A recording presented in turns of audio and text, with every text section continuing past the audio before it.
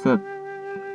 मेरी प्यारी माताओं और सज्जनों, आप सभी को मेरा सादर प्रणाम। आप सभी का स्वागत है मेरे इस चैनल में जिसका नाम है एक ही रास्ता। मैंने अपने अगले वीडियो में एक ही रास्ता के परिचय के बारे में आपको बताया था।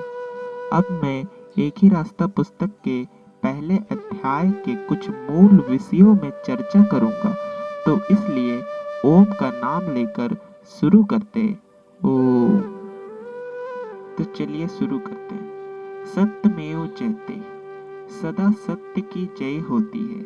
और वेद, उपनिषद और ब्राह्मण ग्रंथ कहते हैं कि असत्य से सत्य की ओर चल, अंधकार से प्रकाश की ओर ले चल।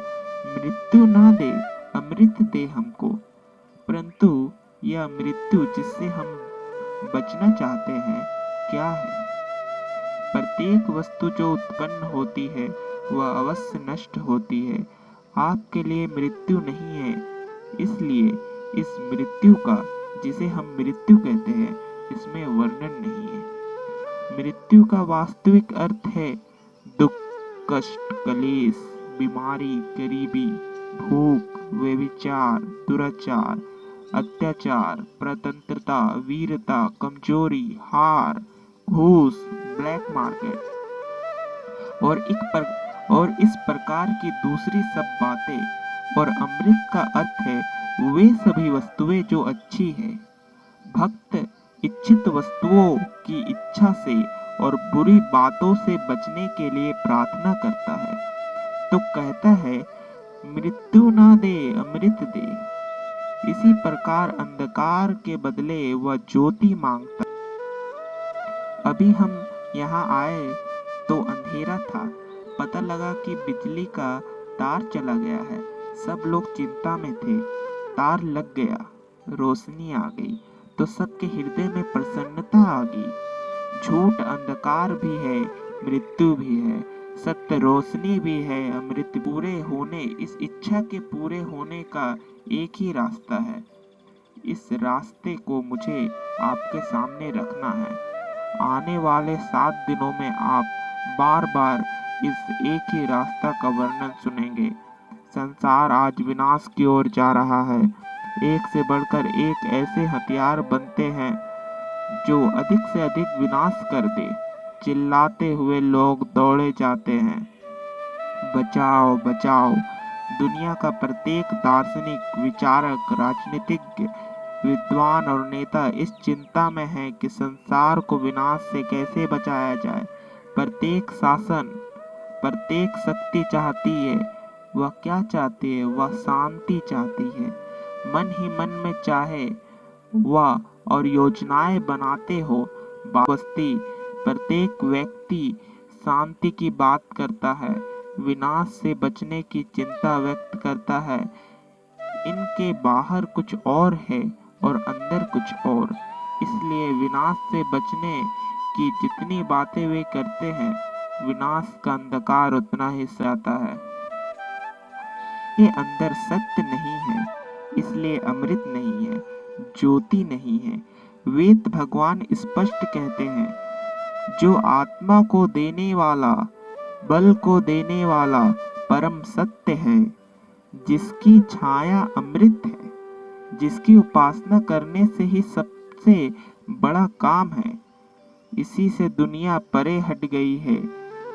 अविश्वास की अग्नि जल उठी है, ज्वालाएं धधक रही है। कुछ पता नहीं कि इस धधकते हुए, उबलते हुए, उछलते हुए अग्नि सागर में सारा संसार कब कूद पड़े, मानवता जल जाए, महाविनाश जाग उठे। इस दशा को देखकर लोग चिल्ला उठते हैं। जिन्हें ज्योति, अमृत और प्रिय है, वे चिल्लाकर पूछते हैं, क्या मानवता को बचाने का कोई उपाय नहीं? क्या संसार के कल्याण का दिवाला निकल गया? समाप्त हो गया सब कुछ? क्या अब कोई आशा नहीं? इस दशा को देखकर मुझे एक पुरानी कथा याद आती है। आयुर्वेद शास्त्र के महान ग्रंथ चरक को लिखने वाले महर्षि पुनर्वसु अपने आदित्य ग्रंथ को लिखने के पश्चात एक जंगल में चले जा रहे थे। घने जंगल की पगडंडी पर आगे वे, पीछे उनका शिष्य अग्निवेश। एकदम महर्षि पुनर्वसु खड़े हो गए। आकाश की ओर देखा उन्होंने, चारों ओर देखा, एक लंबा सांस लेकर बोले, महानाश आने वाला है। अग्निवेश ने पूछा, कैसा महानाश गुरुदेव? पुनर्वसु बोले, मैं देखता हूँ कि जल बिगड़ रहा है, पृथ्वी बिगड़ रही है, वायु, तारे, आकाश, सूर्य, चंद्र बिगड़ रहे हैं। अरे, अनाज अपनी शक्ति छोड़ देगा, औषधियाँ अपना प्रभाव छोड़ देगी, पृथ्वी पर टूटते हुए तारे गिरेंगे, महानाश करने आंधियाँ चलेगी, विनाशकारी भूकंप जाग उठेंगे, बड़े बड़े बम गिरेंगे, महानाश का महातांडव जाग उठेगा, मनुष्य बचेगा नहीं, बचेगा नहीं। यह कथा चरक के विमान स्थान के 3 अध्याय में आती है।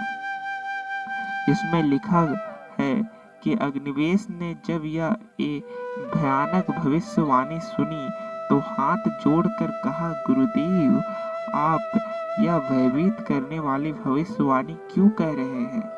सब रोग का सामना कर सके ऐसा ग्रंथ आपने लिखा है, दुनिया के प्रत्येक रोग का इलाज लिख दिया, फिर भी यह विनाश आएगा तो क्यों? महर्षि पुनर्वसु ने कहा, इसलिए आएगा कि लोग धर्म को छोड़कर अधर्म की ओर चल पड़ेंगे, सत्य को छोड़कर असत्य की ओर चल पड़ेंगे, सत्य और धर्म में उनकी रुचि ना रहेगी। अग्निवेश ने पूछा, धर्म और सत्य की ओर मनुष्य की रुचि ना रहने का क्या कारण होगा गुरुदेव? गुरुदेव बोले, बुद्धि का बिगड़ जाना ही इस महानाश का कारण होगा। जब बुद्धि बिगड़ जाती है, जब वह सत्य का मार्ग छोड़कर सत्य की ओर बढ़ती है, तब धर्म में रुचि नहीं रहती। यह है इस आने वाले महानाश का कारण। चरक में केवल रोग ही नहीं बताए गए हैं, इनकी चिकित्सा भी बताई गई है। अग्निवेश ने जब यह पूछा कि महानाश के रोग का कारण क्या होगा, तो महर्षि पुनर्वसु ने स्पष्ट और सीधे शब्दों में कारण भी बता दिया। रोग को कोई नहीं चाहता, परंतु कारण उत्पन्न हो जाए तो रोग अवश्य पैदा होता है। क्यों जी करोल बाग में रहने वालों, क्या आप में से कोई चाहता है कि आपको पीलिया की बीमारी हो जाए? कोई नहीं चाहता। फिर भी जब कारण पैदा हुआ तो पीलिया जाग उठा। कितने ही घरों में हाहाकार जाग उठा। बुद्धि के बिगड़ जाने से सर्व प्रकार के विनाश उत्पन्न होते हैं। इसलिए चरक ने कहा, बुद्धि का बिगड़ जाना ही सब रोग का कारण है। परंतु बुद्धि के बिगड़ जाने से केवल शारीरिक रोग पैदा नहीं होते, सामाजिक, राजनीतिक, आर्थिक, आत्मिक सभी रोग पैदा होते हैं। इसलिए कहते हैं कि जब नाश का समय निकट आता है, तब बुद्धि उल्टे मार्ग पर चलने लगती है। और इसी बुद्धि के बिगड़ जाने की और बातें में श्री कृष्ण प्रभु ने क्या कहा था और चाणक्य ने बुद्धि के बिगड़ जाने पर क्या कहा, उस सभी बातों को मैं अपने अगले वीडियो में बताऊंगा।